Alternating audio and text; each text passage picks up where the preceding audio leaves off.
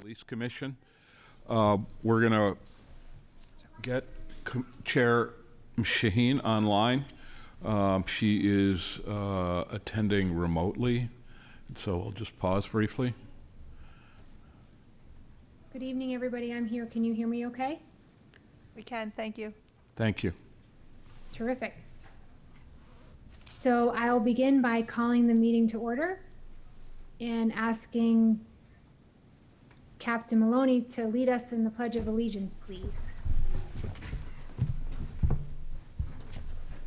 I pledge allegiance to the flag Of the United States. Of the United States of America. of the republic And to the republic for which it stands, one nation, under God, indivisible, with liberty and justice for all.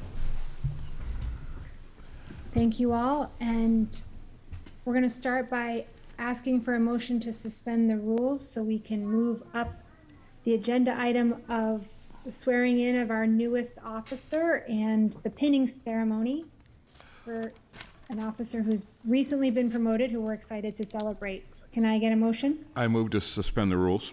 Second. And we'll do a roll call vote since I'm remote. Commissioner Scher? Aye. Commissioner Coyle? Yes. And I vote yes also. Take it away, Captain. Or shall I say acting chief? A reminder to all who may be tuning in, Chief Newport is at the FBI Academy. And so we're lucky to have Captain Maloney acting in his stead.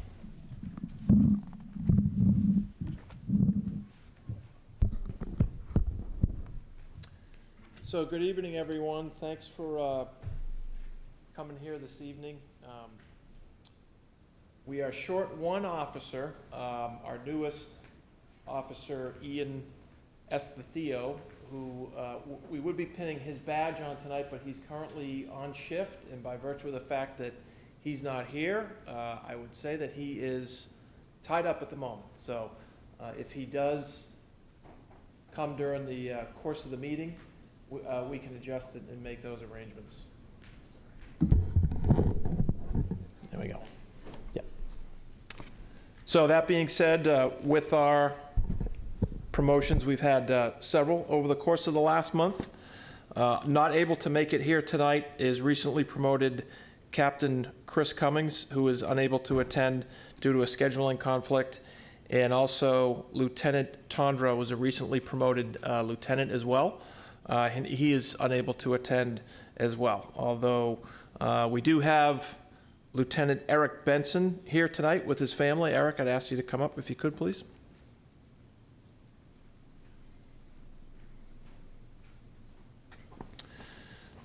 After a competitive selection process held on March 24th, 2022, Sergeant Eric Benson was promoted to the rank of lieutenant. It is my pleasure to vest Lieutenant Benson with the supervisory authority of lieutenant. Lieutenant Benson is in his 15th year with the Portsmouth Police Department. After a decade as a patrol officer, Eric was promoted to the position of training officer and implemented department-wide training for all sworn and newly hired officers. In 2019, Eric was promoted to sergeant, overseeing the field training program. In 2021, Eric was appointed to detective sergeant, where he supervised a team of detectives, our street crimes unit, the crime scene team, evidence, and acted as liaison with the Rockingham County Attorney's Office for all felony level cases. In addition, he served 11 years with the Seacoast Emergency Response Team and 4 years as a field training officer. Eric holds several instructor certifications, including pistol, rifle, defensive tactics, expandable baton, OC pepper spray, taser, driving, and less lethal impact munitions. Eric is a veteran of the United States Coast Guard and holds a bachelor's degree in environmental science from UMass Lowell. So Eric, at this point, by virtue of the authority vested in me through the commission, by RSA 105CA and the Portsmouth City Charter Amendment E, trusting in your experience, integrity, and fidelity, I do hereby promote you to the position of a lieutenant with the Portsmouth Police Department, with all the power, authority, and subject to all the duties and liabilities of this position. Congratulations. Thank you. And if you'd like somebody to pin a badge, we can, Yeah, my two boys. and Eric's sons will pin his badge.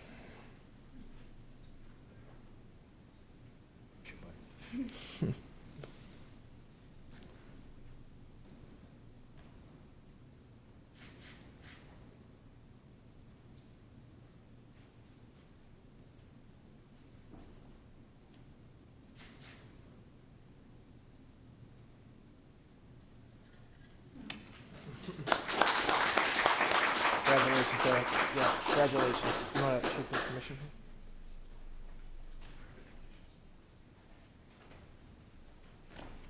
And again, that's all we have, as the other promotional officers are not able to make it, and Officer Ian is currently still tied up on a call, so if he comes, we'll make that adjustment accordingly. Thanks.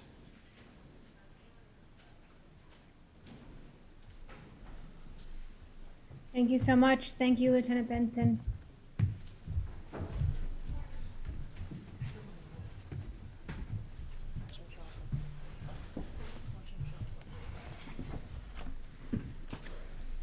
So before we move on to acceptance of the minutes, I just would like to note that the department has experienced a great deal of transitions, prompted in part by retirements and other changes within the department. We're lucky to have such talented folks stepping up in the ranks, and Lieutenant Benson's a perfect example of one. So congratulations to him, and we'll make sure we honor and acknowledge the others as we can based on their schedules. Anything else on promotions from the commission? Nothing. All right, with that, I'll ask for a motion to accept the minutes of the meeting held on March 15th. I move to accept the minutes of the 2022 meeting on March 15th, 2022. Seconded. Great, roll call vote, Commissioner Scher, Aye. Commissioner Coyle, Yes. and I vote yes also. And now we'll move on to public comment. I can't see if we have any folks in the audience tonight, but if we'll open the public comment period. We do have one. Great. Hi, Lisa Wolford. I just wanted to say that I'm very excited to see what the commission produces in terms of establishing a timeline for the recommendations that were adopted by the commission in October. And I would like to recommend that the commission publish the timeline online, and as it's being worked on and those dates adjusted over time, that you indicate revision dates so that the public can easily access the actions that the commission has taken. And thanks in advance.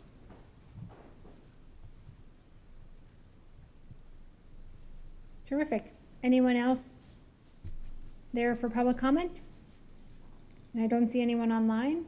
So with that, we'll close the public comment period, and we'll move on to the agenda items under the Police Commission. And since Lisa's there and just raised this, maybe we will move this item up to the top of the list and discuss the community priorities. So Commissioner Coyle, I'll turn it to you for an update on the tracking tools we're developing and some next steps. Right, so what we're trying to do is establish a tracking system and create a spreadsheet where we can all utilize and to just give status updates and projected timelines. So we have started crafting that document. It's not in its final form, but I think it is certainly something that we can publish to the website once we get it sort of fine-tuned and use that as this tracking tool with monthly updates. We have started it. There are a couple updates, and I think both, I can speak to a couple items, and I know Commissioner Scher also has some items to report on, but I will speak briefly on, in the RGR document, there were, is number 9, notice of constitutional violations. And I think going forward, we have a process whereby we will get memorandums from the county attorney's office when cases are null prost or dismissed, and those will come back to the police department so that we can use that information to see if a case was null prost or not gone forward in prosecution due to a constitutional violation, and use that as a tool for training and recognition of any issues that need to be looked at. So, and that similar, hopefully we can implement a similar memorandum process for district court prosecution as well. I know Commissioner Schur has a couple items to address as well. As to the third item on the RGR list, in terms of relating to policy prohibiting non-disclosure agreements, NDAs, I've had several conversations with the city attorney and at least 2 conversations with the city attorney and counsel for the police department's insurer, Primex. We were waiting. They were actually constructive conversations. We were waiting until a New Hampshire Supreme Court case was decided regarding access to personnel files. That case was decided, I think, last Thursday or Friday, Provenza versus the town of Canaan. So we will resume our discussions in the next few weeks, and I'll report again in the May meeting. That's as to number 3. Number 6, no, excuse me, not number 6. Number 12, the cost and number of mental health calls and percentage overall. In my capacity as a law professor, I had arranged for 2 students to work as ABA police practices fellows at the Portsmouth Police Department this semester, paid by the law school.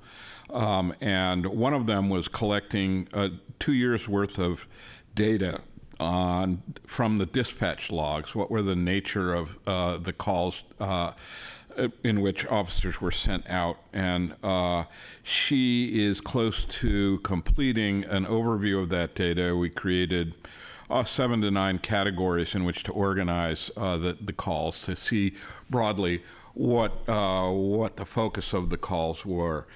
She will, subject to her approval, she doesn't know this yet, she will be making a presentation at the May meeting about what she has found.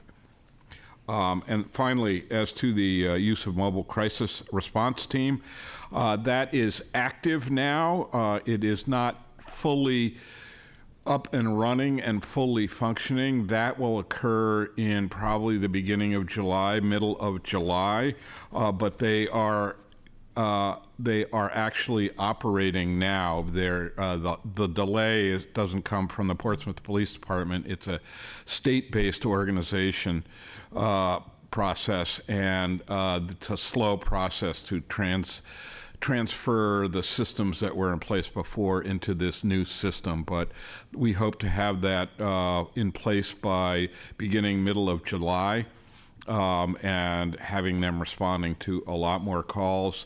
And there will be a report at the August meeting about how that is going and more detail as to how that process operates.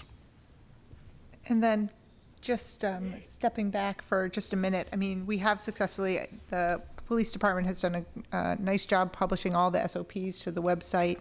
The CBAs are all published not on the police department website, but the city's website. So those are accessible there. And these are some of the other action items that have already that are complete. Publishing an index of the SOPs are on the website, and and then there are a number of items that are related to encounter data, and much of those action items are going to be contingent on getting the CAD system up and running. So we'll try to parse that out so we can see, a lot of those are going to be implemented sort of in a time frame of 6 to 12 months once the CAD system goes into effect, because in order to establish enough time to get the encounter data. I'd add Thank you. one more thing. Oh, I don't know if we've mentioned this before or not, but as to body-worn cameras, that is a proposed item in the CIP for next year. There'll be discussion to include that in the August CIP work session. And the goal, subject to approval, is to put it in the 2024 budget cycle and implement it in the fall of 2023. That's it's a function of getting financial approval from the city council. It's not the police department and the commission have done what needs to be done to move that forward as much as can be at this point. Thank you both, and I think as this presentation this evening emphasizes, having a tracking tool that can live on the website, that can be regularly updated as this work takes place, will be helpful for everybody. As you can hear, there are some items that are contingent on others, some things that happen concurrently, and some things that we are waiting for action from partners like the Seacoast Mental Health, who are coordinating the mobile crisis response, and City Council relative to CIP funding for things like the CAT RMS, body-worn cameras, et cetera. I think it's also worth noting that we've had Lieutenant Keaveney playing an active role in working with the Seacoast Mental Health on the implementation of mobile crisis response. And as Captain Maloney noted earlier this afternoon, we're actively using it. So it's not fully up to speed from a staffing standpoint, but we're making progress there. We'll speak more about the timeline for RFP and CAT RMS when we talk more about CIP requests. Anything else on community priorities? Okay, so with that, I will turn it over to Captain Maloney and Karen for an update on the facilities. Facilities update, the contractors are starting to set up final preparations for the detective division. Our entire detective division is currently operating out of our training room. They've been there for about 3 months, a little over 3 months. So the contractors are just about getting ready to get set up in the detective division itself. And we're probably looking at another 4 to 6 weeks until those final accommodations are made and they're ready to move back into their detective division that'll be refurbished. Karen, I don't know if there's anything else. Just in terms of when the council voted on that 1.4 million, finance has it all set up. We're ready to go, and we probably need to meet with DPW in reference to putting out an RFP type of document in reference to that. So that'll probably be a month to 2 months to get that done. And I think it's worth noting for folks who are listening from home that there's been a lot of discussion and a very thorough presentation was made to City Council about the 1.4 million. I think there's been a lot of question about very expensive for a needs assessment and what are we getting for that money. And I just want to assure the public that this is more than just defining whether we need a station or how we need the station to function. This is really about evaluating what it will take for the city to move forward in addressing the facility needs of the department.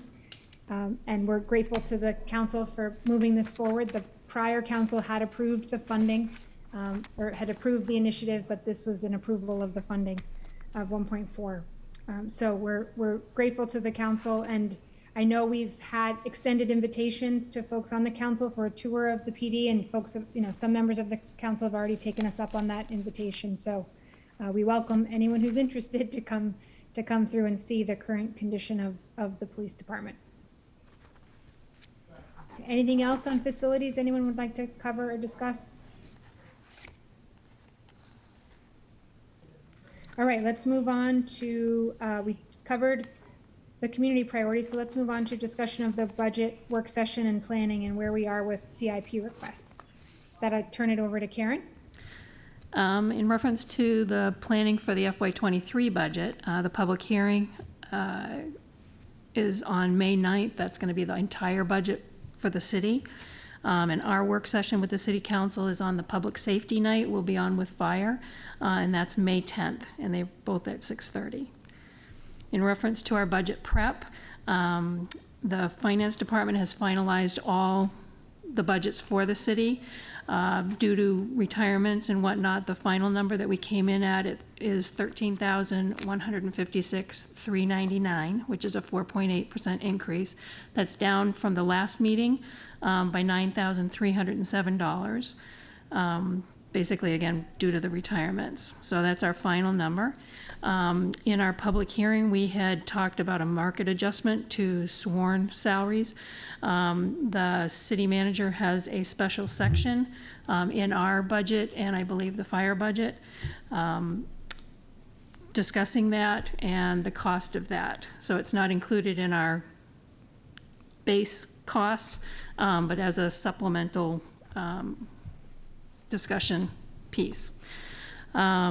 In terms of the budget book pages, as I said, the city finance department, I just talked to them today. They're finalizing those documents, and once they're done, I can get them into the police commission and the chief.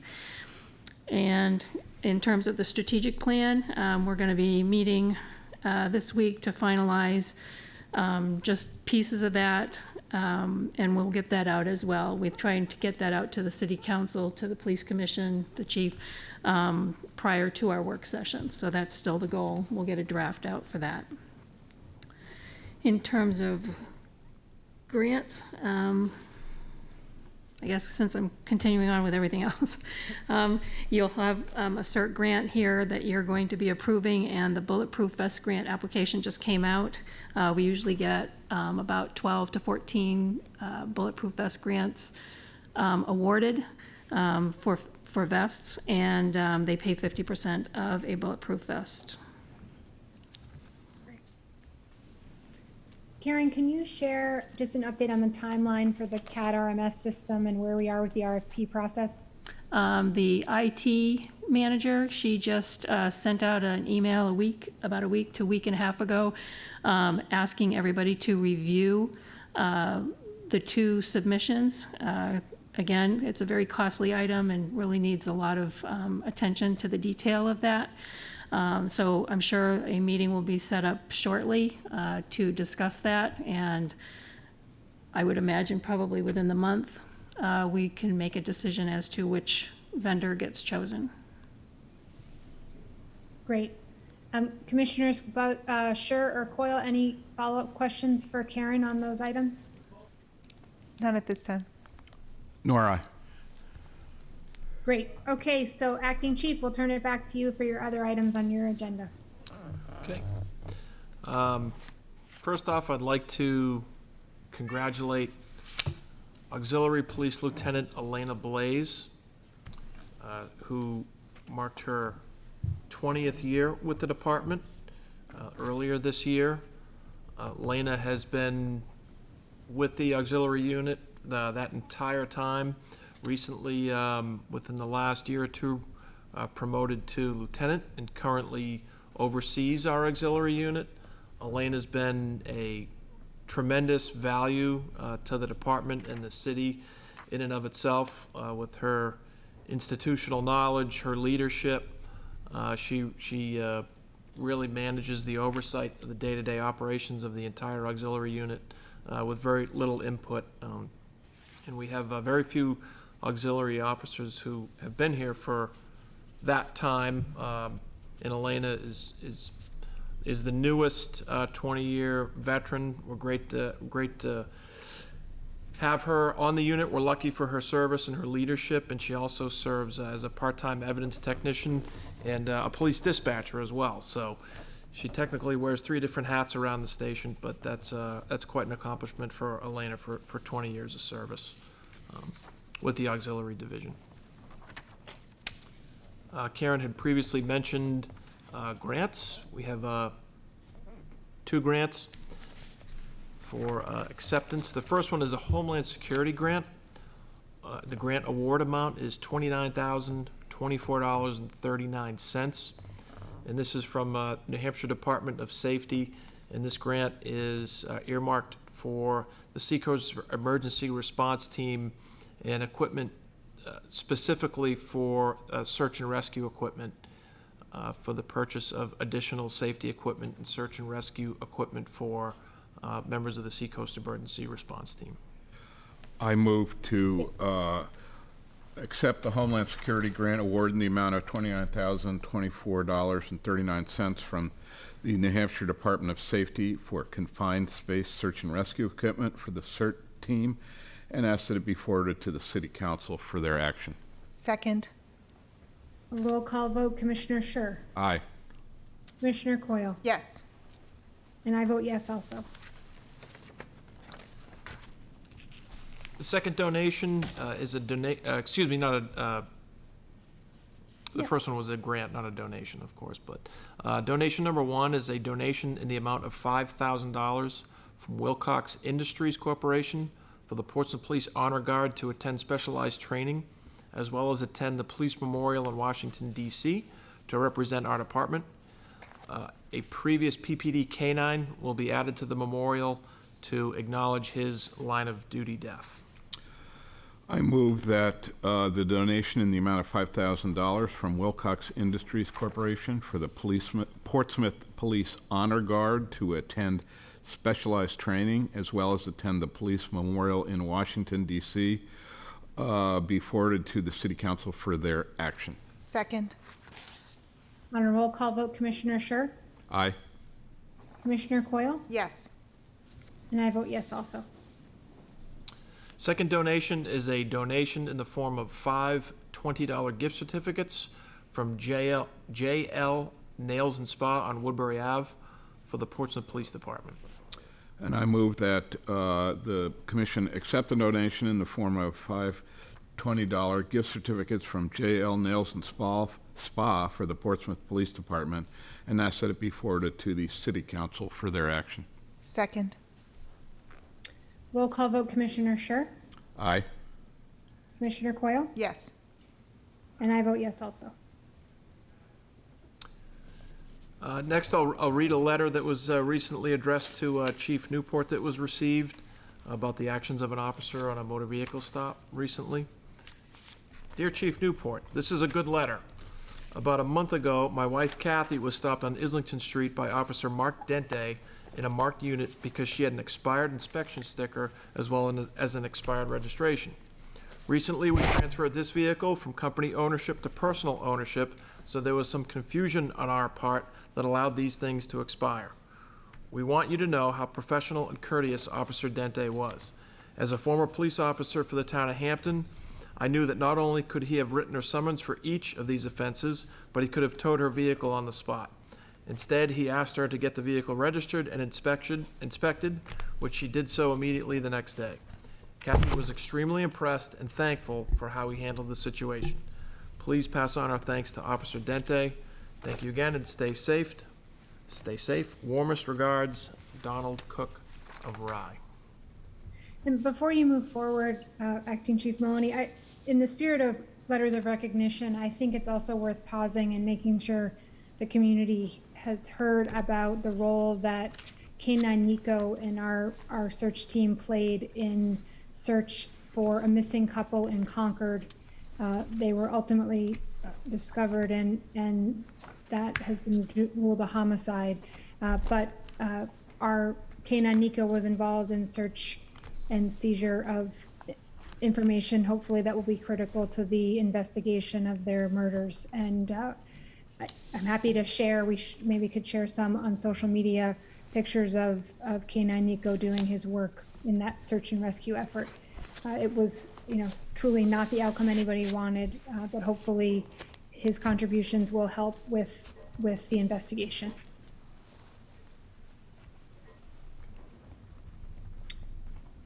And also just a word of appreciation and thanks for Auxiliary Lieutenant Elena Blaze. Truly a remarkable accomplishment to be at your 20-year anniversary, having worn so many hats within the department. We are fortunate to have her service. And with that, I'll let you move on to monthly traffic stats. Okay.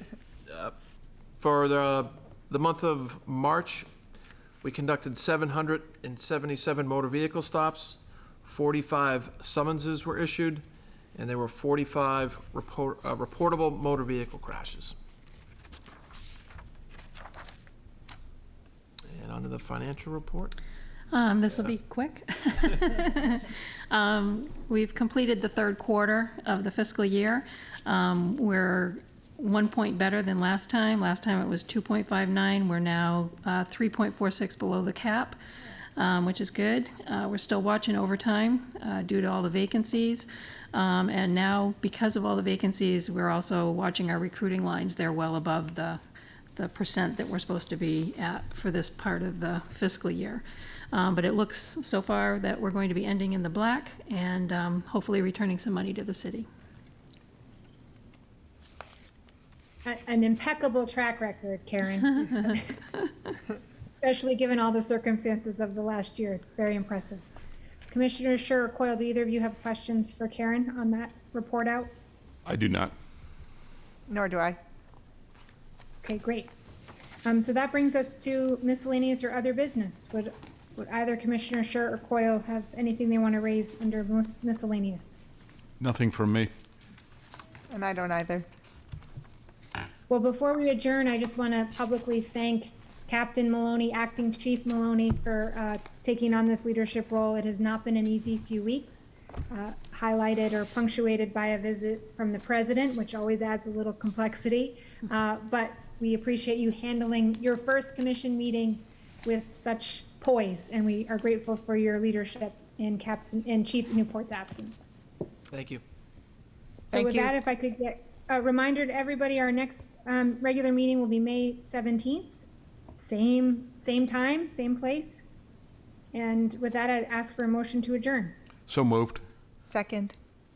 Roll call vote, Commissioner Scher, Aye. Commissioner Coyle, Yes. and I vote yes also. Thank you all. Thank you.